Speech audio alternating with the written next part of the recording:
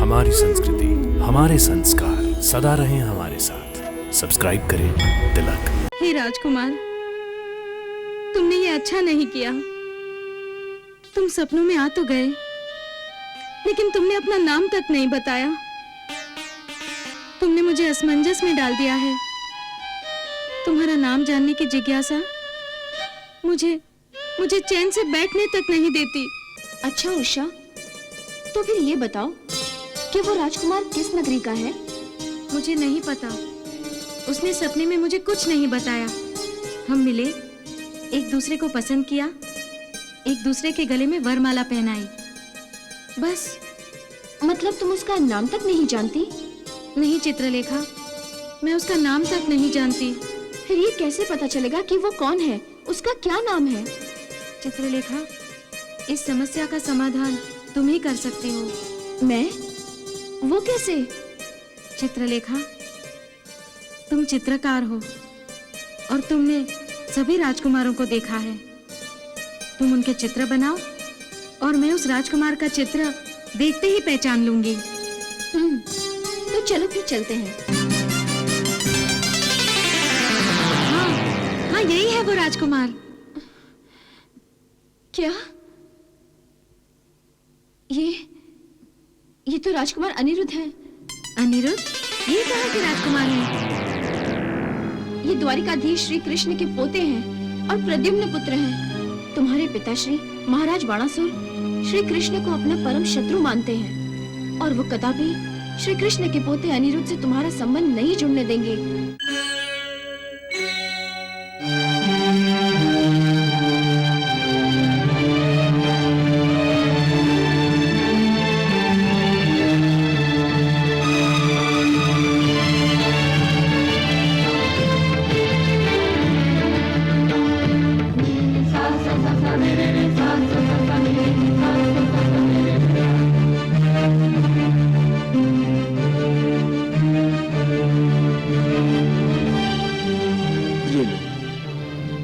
एक दूसरे के गले में वरमाला डालकर हम विवाह के अटूट बंधन में बंध गए।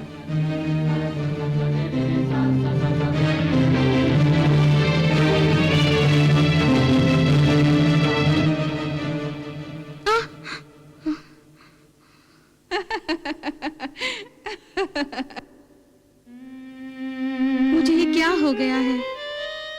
कैसे और किसे बताऊं? माताश्री को तो बता ही नहीं सकती थी। सखियों को बताती हूँ तो मेरे सपने के बारे में सुनकर मेरी हंसी उड़ाती हैं। उस राजकुमार ने तो मेरे सपने में आकर मेरा सुख, चैन और मेरी नींद तक छीन ली है। अब मैं क्या करूं? कौन है जो मेरी दुविधा को आसान कर सकता है? हे राजकुमार, तुमने ये अच्छा नहीं किया। तुम सपनों में आ तो गए, लेकिन तुमने अपना नाम तक नहीं बताया।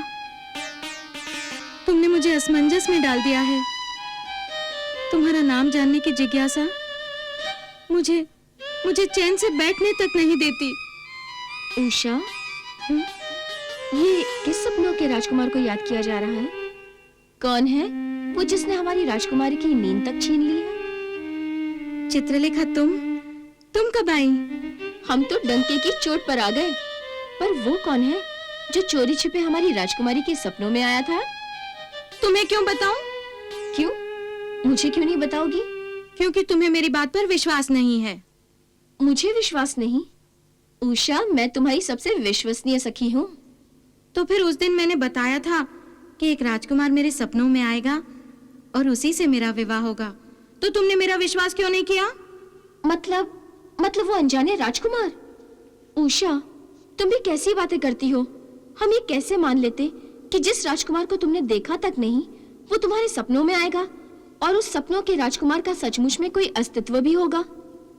यदि नहीं मानना चाहती तो आप क्यों पूछ रही हो कि सपनों में आने वाला राजकुमार कौन है? मतलब वो अनजाने राजकुमार जो तुम्हारे सपनों में आए थे? हाँ, वही। ये तो चमत्कार हो गया उषा।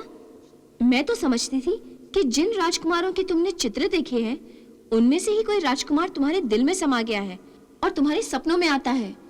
परंतु ये चमत्कार हुआ कैसे? ये लीला आदि माता पार्वती की है। आदि माता पार्वती की लीला? हाँ, उन्होंने ही भविष्यवाणी की थी कि वैशाख द्वादशी की रात को जो राजकुमार मेरे सपने में आएगा उसी से मेरा विवाह होगा। तुमने मेरा विश्वास नहीं किया, पर वो राजकुमार उस रात मेरे सपने में आया था। हाय राम, अनजाने में मेरे हाथों माता पार्वती का अपमान हो गया।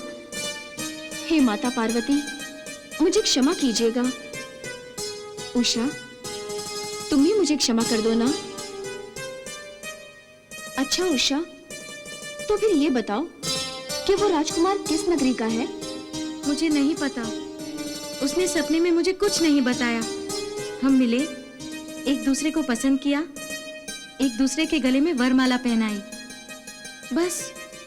मतलब तुम उसका नाम तक नहीं जानती? नहीं चित्रलेखा, मैं उसका नाम तक नहीं जानती। फिर ये कैसे पता चलेगा कि वो कौन है, उसका क्या नाम है? चित्रलेखा, इस समस्या का समाधान तुम ही कर सकती हो। मैं? वो कैसे? चित्रलेखा, तुम चित्रकार हो और तुमने सभी राजकुमारों को देखा है। तुम उनके चित्र बनाओ और मैं उस राजकुमार का चित्र देखते ही पहचान लूंगी। तो चलो फिर चलते हैं, तुम्हारे सपने को आकार रूप देने के लिए। चलो चलो।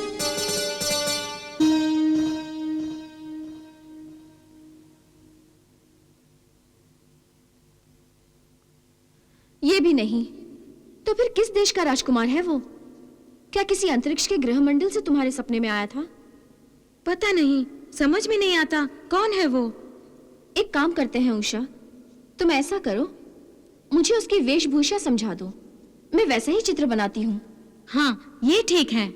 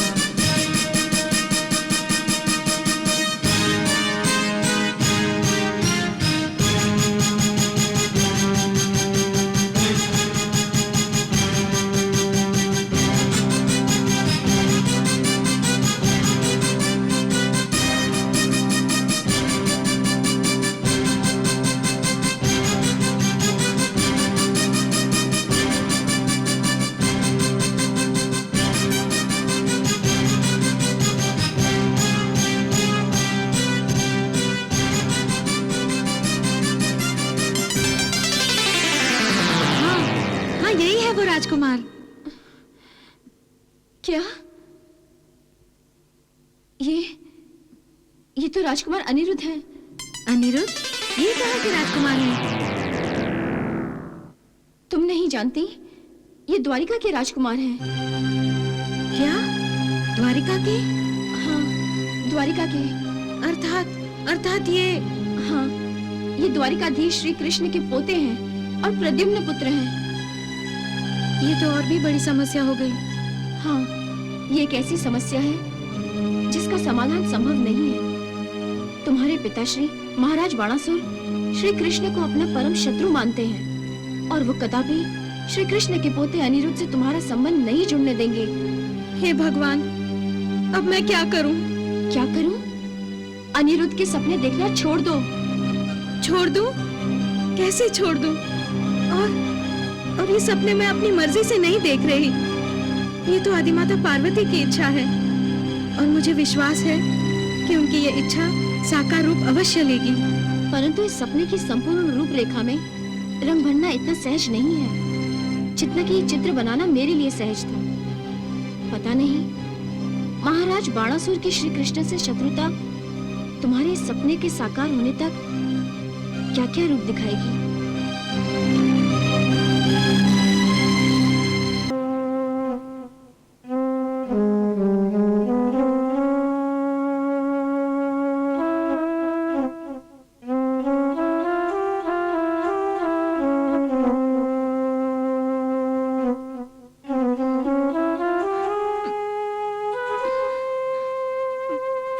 उषा, क्या बात है? तुम्हारे होठों पर तो हमेशा हंसी के फूल खिलते थे, फिर ये फूल आज अचानक मुरझा क्यों गए? उषा, तुम्हारी आंखों में आंसू? ये मैं क्या देख रही हूँ उषा? तुम्हारे पिता महाराज बाणासुर त्रिलोकी विजेता हैं। उनकी तलवार ने सुख और ऐश्वर्य को तुम्हारे सेवक बना दिए हैं। ये सुख और ऐश्वर्य मुझे कांटे की भांति चुभ रहा है चित्रलेखा। उषा, चित्रलेखा, ये सुख और ऐश्वर्य किस काम का, यदि इसका उपयोग मैं अपने पति के साथ ना कर सकूं? पति के साथ? किंतु उषा, तुम्हारा अभी तक विवाह नहीं हुआ है। वह हुआ है चित्रलेखा, मेरा विवाह हुआ है। द्वारिकाधीश के इस अनुरोध के साथ मेरा विवाह हुआ है। नहीं उषा, ये तो सिर्फ एक सपना था। सपना नहीं था, आदिमाता पार्वती का आशीर्वाद था। फिर सपना हो या वास्तविकता, नारी का विवाह तो एक ही बार होता है ना। चित्रलेखा, अब मैं अपनी सहेलियों के साथ नहीं, अपने पति के साथ विहार करना चाहती हूँ। अपने पति के साथ क्रीड़ा करना चाहती हूँ। मैंने उन्हें सपने में देखा है, अब मैं वास्तव में उनसे भेंट करना चाहती हूँ। अब मैं मायके नहीं, अपने ससुराल जाना चाहती हूँ। मुझे तो दिन रात, हर पल, हर समय उन्हीं की याद आती रहती है।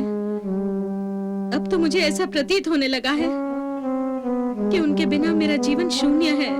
उषा, तुम्हारी ये दशा देखकर मेरा मन व्याकुल हो रहा है, परंतु ये सपना माता पार्वती का आशीर्वाद है उषा। किंतु मेरे मन में तुम्हारे पिता महाराज असुरेश्वर बाणासुर के विचार आते हैं कि क्या वे इस विवाह को मान्यता प्रदान करेंगे।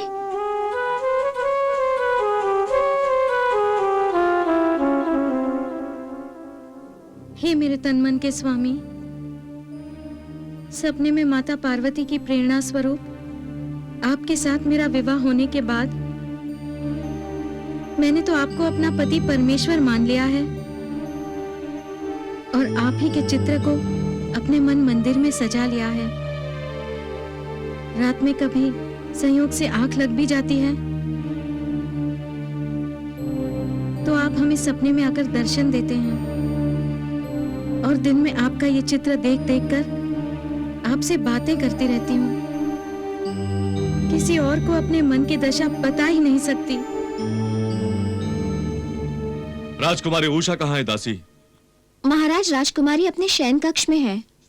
इतना दिन चढ़ाया है, राजकुमारी अभी तक शयन कक्ष में है? हाँ महाराज, उन्होंने आदेश दिया है कि वो विश्राम करना चाहती हैं, इसलिए उनके विश्राम में बाधा न डाली जाए।